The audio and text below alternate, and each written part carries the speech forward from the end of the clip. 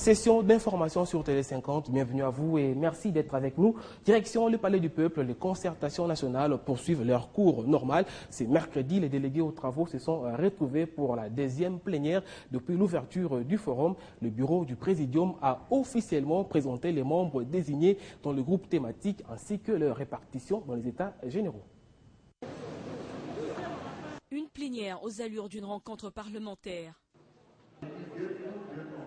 D'entrée de jeu, c'est l'un des coprésidents du Présidium, Léon Kengoa-Dondo, qui annonce les sujets inscrits à l'ordre du jour. La désignation des délégués au sein des groupes thématiques, leur répartition dans les États généraux, puis la méthodologie de travail. À l'appel nominal des membres désignés au sein des groupes thématiques, c'est déjà la contestation qui commence. Les femmes estiment qu'elles ne sont pas suffisamment représentées dans les États généraux. La première motion s'invite alors sur l'estrade. Nous venons de constater, avec regret, que la composition du bureau... Le même avis fortement partagé par les participantes de la société civile, visiblement déçues de la démarche du bureau du Présidium. C'est indigne et c'est une violation de la Constitution. La Constitution parle déjà de la parité. Alors, à défaut de la parité, 30%. Sur 686, on attendait quand même la commission, là, c'est 25 personnes. Aucune femme ne gère une commission. On regrette parce qu'aussi au niveau du Présidium, à un certain moment, il fallait voir comment obtenir la représentation des femmes. Des argumentations balayées d'un revers de la main par d'autres participants qui considèrent que le règlement d'intérieur a été scrupuleusement respecté. Les femmes, si elles ne sont pas représentées, c'est qu'elles n'ont pas été déléguées par leurs composantes aux concertations. Et donc ce n'est pas la faute du Présidium. Altercation ou non, le consensus l'aura emporté sur le vote. La plénière étant levée, les travaux proprement dits devront débuter dans les sites retenus. Et les choses sont allées très vite. C'est même mercredi, juste après cette plénière, les membres du bureau des États généraux ont été reçus par le Présidium. Les orientations ont été données dans le but de travailler dans le respect des perspectives de la cohésion nationale.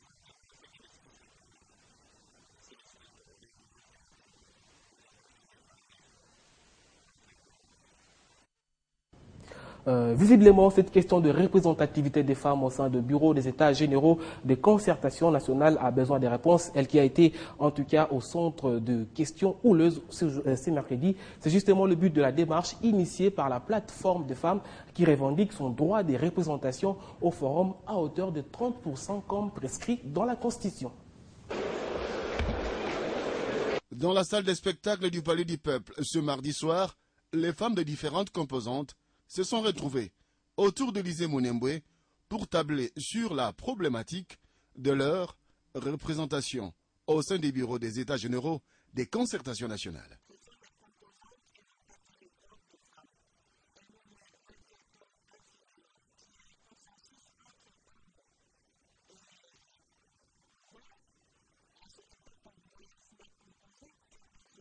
Après la plénière des concertations nationales de ce mercredi, prêtant l'oreille des revendications des femmes de l'opposition, de la majorité présidentielle ainsi que de la société civile, le Présidium a répondu favorablement aux revendications de la plateforme des femmes congolaises.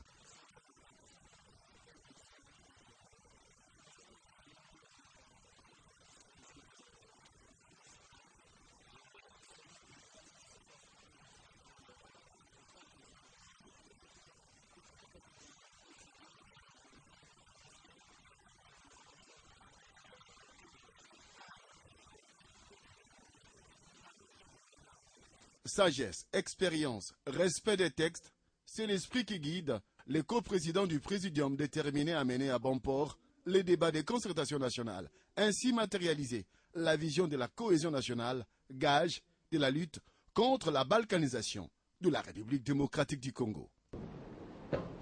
Et puis la diaspora congolaise est très attendue dans ces concertations. Quelle sera sa contribution aux travaux? On en parle avec Tony Bolamba, président du mouvement pour le Congo. Bienvenue. Merci. Alors, première question d'entrée.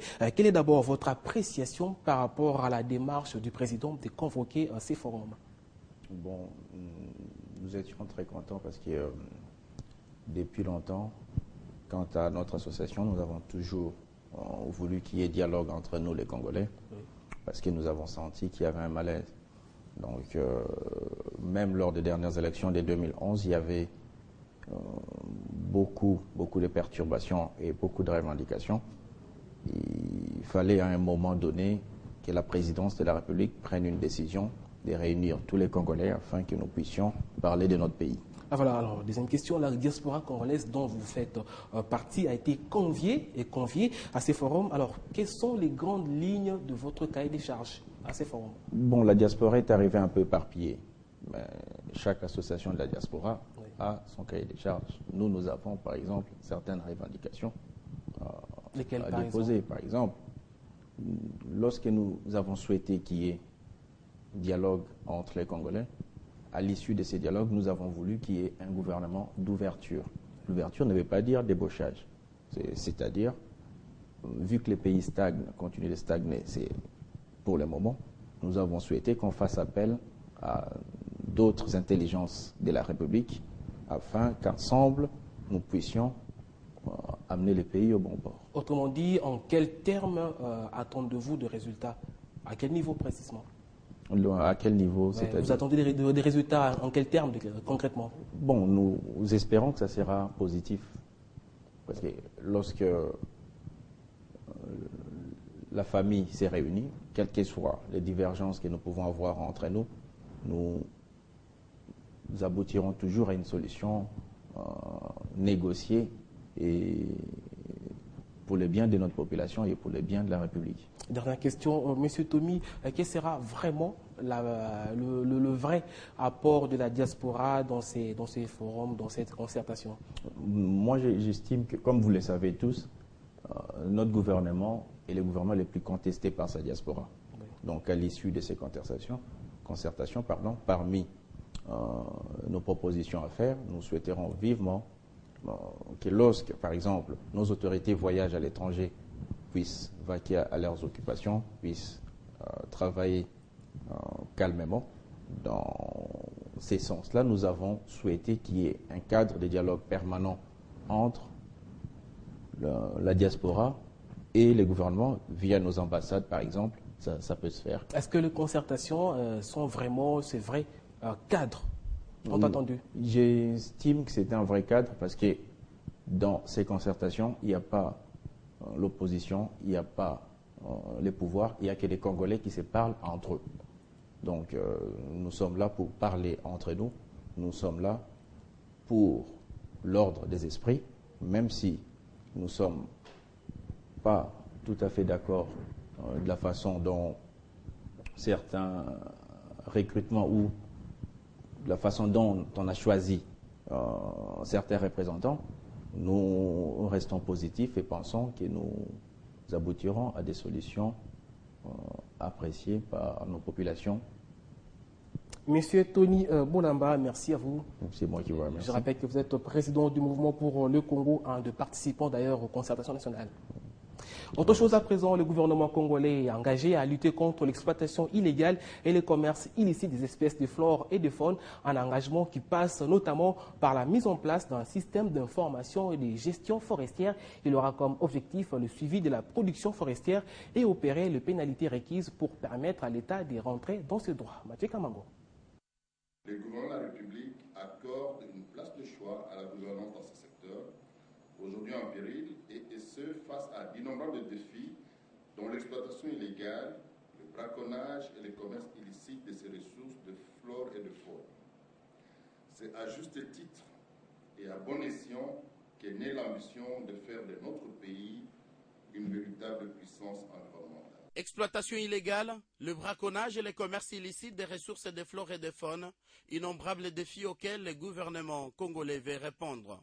Tous ces experts réunis à Kinshasa travaillent dans l'ambition de faire de la RDC une puissance environnementale.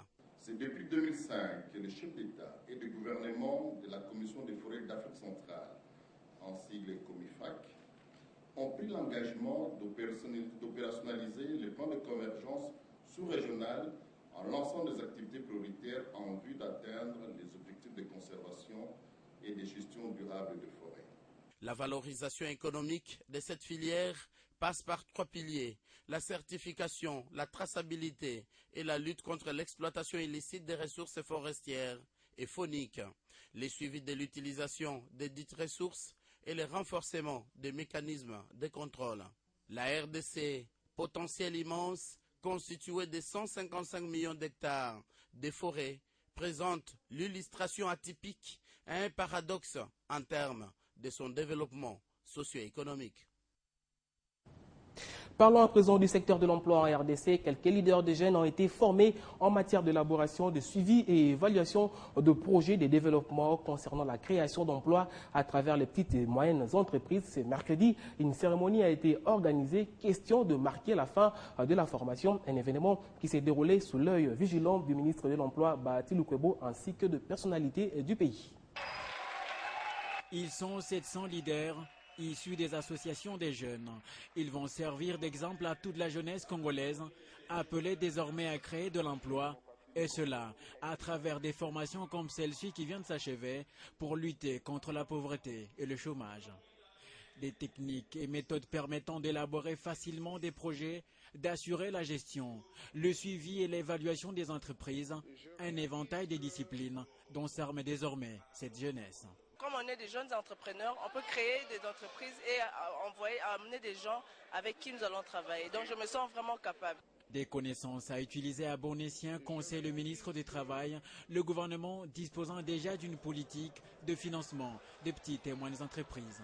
Le gouvernement encourage, le gouvernement assure la formation et le gouvernement parraine les projets de jeunes vers les banques, vers les institutions de financement, vers les partenaires extérieurs. Mais le programme national pour l'emploi des jeunes, initiateur de cette formation, devra encore batailler dur pour arracher les 20% toujours sollicités du budget national pour la création des 10 000 petites et moyennes entreprises. Renforcer les compétences techniques de journalistes dans la prévention de la transmission du VIH-Sida de la mère à l'enfant et les violences sexuelles. Élaborer un plan de travail de médias, tel est l'objectif de l'atelier organisé ce mercredi par les réseaux de journalistes et communicateurs pour la population et le développement. Suivez. 30 ans après la découverte du virus du sida, les chiffres sur la maladie sont toujours alarmants. 34 millions de personnes souffrent de cette pandémie à travers le monde. 2,5 millions de nouvelles infections sont enregistrées chaque année, tandis qu'un demi-million de décès sont signalés. La situation n'est pas plus reluisante en RDC, surtout chez les femmes enceintes, où les mauvais chiffres sont en nette progression. Les nouvelles infections sont très importantes, particulièrement dans les zones de conflit. Il faut reconnaître qu'au sud de la RDC, particulièrement à Katanga, la transmission mère-enfant développe des taux beaucoup plus importants, 5,6%. Les groupes à risque, particulièrement les populations très exposées, ont des prévalences élevées. Donc, la situation est très préoccupante. Ajoutez cela la problématique des violences sexuelles dans l'est du pays. Il y a lieu d'intensifier la sensibilisation sur ces fléaux.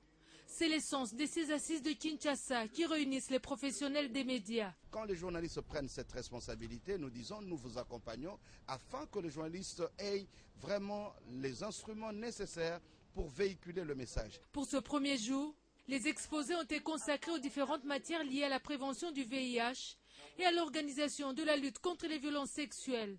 Le journaliste, leader communautaire, a un rôle important à jouer pour l'information des populations, à qui il arrive de ne pas mesurer toute l'ampleur du VIH. Nous attendons beaucoup pour apprendre et pour qu'à notre tour aussi nous sachions comment sensibiliser la population pour qu'elle aussi elle sache prendre ses précautions. L'atelier de formation des 4 jours permettra le renforcement des compétences des journalistes sur les traitements